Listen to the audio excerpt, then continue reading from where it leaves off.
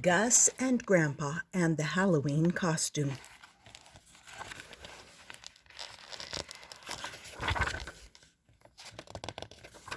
No costume. It was almost Halloween and Gus still didn't have a costume. In kindergarten, he had been a cowboy.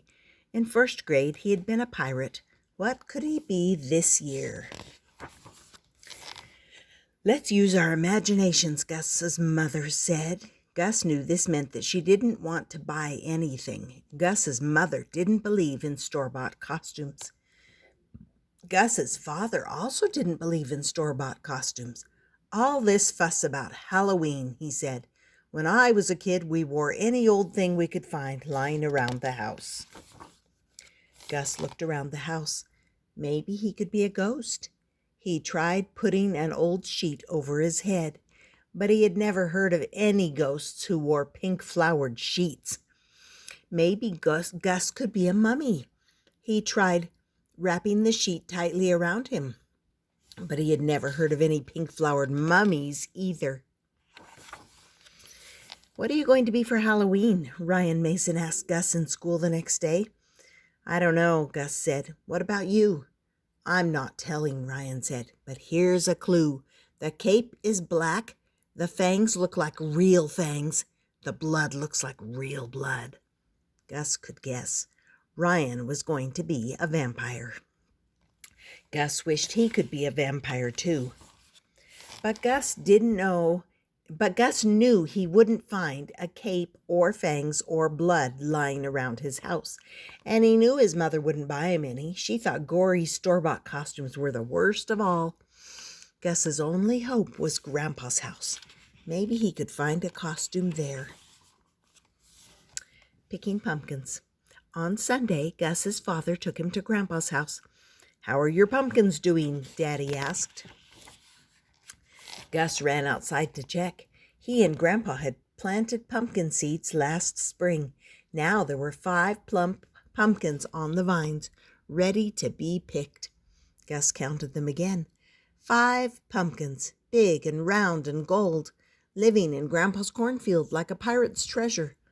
Maybe Gus should be a pirate again. But he knew Ryan would never be the same thing 2 times in a row. Grandpa cut 4 of the pumpkins from their stems with his sharp pocket knife. "Here, Gus, you can cut the last one," Grandpa said.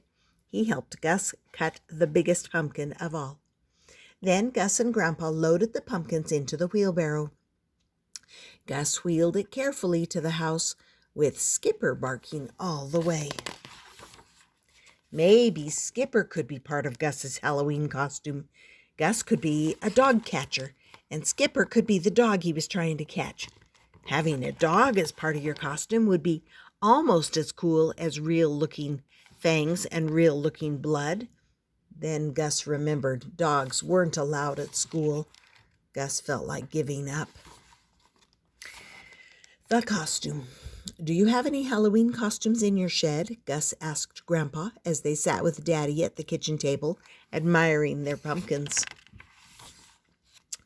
Gus had learned that almost anything could be found in Grandpa's broken down, falling down, tumbling over back shed, except for shiny new fangs and blood. Still, a musty, dusty costume would be better than no costume at all. Gus's father turned to him. "Can't you just use an old sheet and be a ghost or a mummy?" Gus didn't reply. His dad didn't understand. "Come on," Grandpa said to Gus. "There's nothing in the shed, but I might have something here in the house." In a bedroom where no one slept, Grandpa dug in the closet and found a chest. It was a dusty, musty chest. Gus knew it would be. "Look in there," Grandpa told Gus. Inside the chest, Gus found pretty aprons and fancy handkerchiefs and a lady's beaded purse. "Whose are these?" Gus asked. They didn't look like Halloween costumes. "They belonged to your grandma," Grandpa said. Grandma had died before Gus was born. "Keep looking." Then, at the bottom of the chest, Gus found something else. A small, bright red jacket with shiny gold buttons and a black belt and a broad-brimmed hat. Try them on, Grandpa said. Gus did. They fit. It's a Canadian Mountie costume, Grandpa said. The Mounties are famous policemen in Canada who ride on horses. Would you like to be a Canadian Mountie for Halloween? Sure, Gus said. He ran to look at himself in Grandpa's mirror. He looked super cool. But would Ryan think it was okay to wear a hand-me-down costume? Gus's father came in and saw Gus. That looks familiar, Daddy said. It should, Grandpa told him. That was your Halloween costume one year. You had your heart set on being a Canadian Mountie, and you wouldn't hear of anything else. What a fuss you made. Your mama finally had to figure out how to sew this for you. Gus giggled. I have a picture of your daddy in this costume, Grandpa said. Let's see if I can find it. Grandpa took a big photo album from the shelf. The pictures in it were black and white. In the pictures, Grandpa was young, Grandma was smiling, Daddy was a little boy, Aunt Sue was a baby. Here it is, Grandpa pointed. There was Gus's father, wearing the Canadian Mountie costume and smiling. Daddy said. Yep, that's me all right. Gus stared. The people all looked so different, but the costume looked just the same. Gus loved the costume more than ever. Grandpa patted his arm, then they put the pictures away. Halloween. On Halloween, Gus had the best costume in the whole second grade, even better than Ryan Mason's. Ryan's fangs and blood looked real and scary. But 4 other kids had the very same costume, fangs and blood and cape and all. Where did you buy your costume, Ryan asked Gus. I didn't buy it, Gus said. My grandma made it for Daddy when he was a little boy. Gus waited to hear what Ryan would say. Wow, Ryan said. That is so cool. After school, Grandpa came to Gus's house with 3 pumpkins. They carved jack-o'-lanterns and put candles inside.